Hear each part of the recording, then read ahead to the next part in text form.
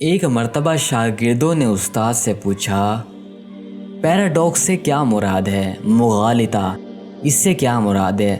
استاد نے کہا، اس کے لیے ایک مثال پیش کرتا ہوں۔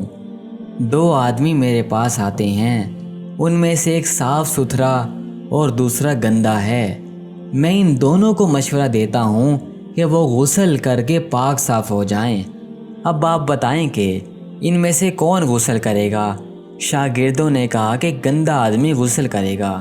استاد نے کہا، نہیں، بلکہ صاف آدمی ایسا کرے گا، کیونکہ اسے نہانے کی عادت ہے، جبکہ گندے کو صفائی کی قدر و قیمت معلوم ہی نہیں۔ اب بتائیں کہ کون نہائے گا؟ شاگردوں نے کہا کہ صاف آدمی نہائے گا۔ استاد نے کہا کہ نہیں، بلکہ گندا نہائے گا، کیونکہ اسے صفائی کی ضرورت ہے۔ بس اب بتائیں کہ کون نہائے گا؟ چلو شاگردوں، بتاؤ اب کون نہائے گا؟ سب نے کہا کہ گندا آدمی۔ استاد نے کہا، نہیں، بلکہ دونوں نہائیں گے، کیونکہ صاف آدمی کو نہانے کی عادت ہے، جبکہ گندے کو نہانے کی ضرورت ہے۔ اب آپ بتائیں کہ کون نہائے گا؟ سب شاگردوں نے کہا، دونوں نہائیں گے۔ استاد نے کہا، نہیں، کوئی نہیں نہائے گا، کیونکہ گندے کو نہانے کی عادت نہیں، جبکہ صاف کو نہانے کی حاجت نہیں۔ اب آپ بتائیں کہ کون نہائے گا؟ شاگرد بولے، کوئی نہیں نہائے گا۔ آخر شاگردوں نے کہا، استاد جی، آپ ہر بار الگ جواب دیتے ہیں اور ہر جواب درست لگتا ہے، ہمیں درست بات کیسے معلوم ہو؟ استاد نے کہا، مغالطہ، پیراڈاکس یہی تو ہے۔ آج کل اہم یہ نہیں ہے کہ حقیقت کیا ہے، اہم یہ ہے کہ میڈیا کس چیز کو ثابت کرنا چاہتا ہے۔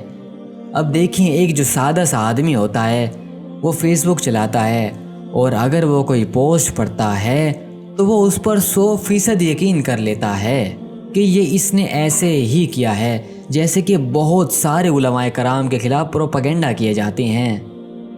یہ علماء ایسے ہوتے ہیں، یہ بدکار ہوتے ہیں، معاذ اللہ۔ گندی مچھلیاں تو ہر دریا میں ہوتی ہیں، ضروری نہیں 100% سچے ہوں، مگر میجورٹی میں اچھے ہی ہیں۔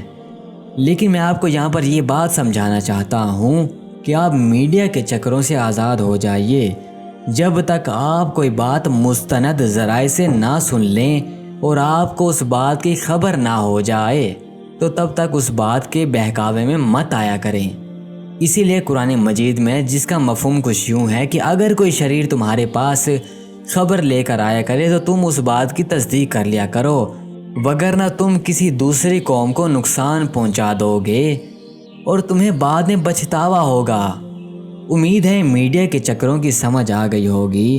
اگر آپ کو سمجھ آ گئی ہے تو دوسروں کو بھی اللہ کا واسطے سمجھا دیا کریں۔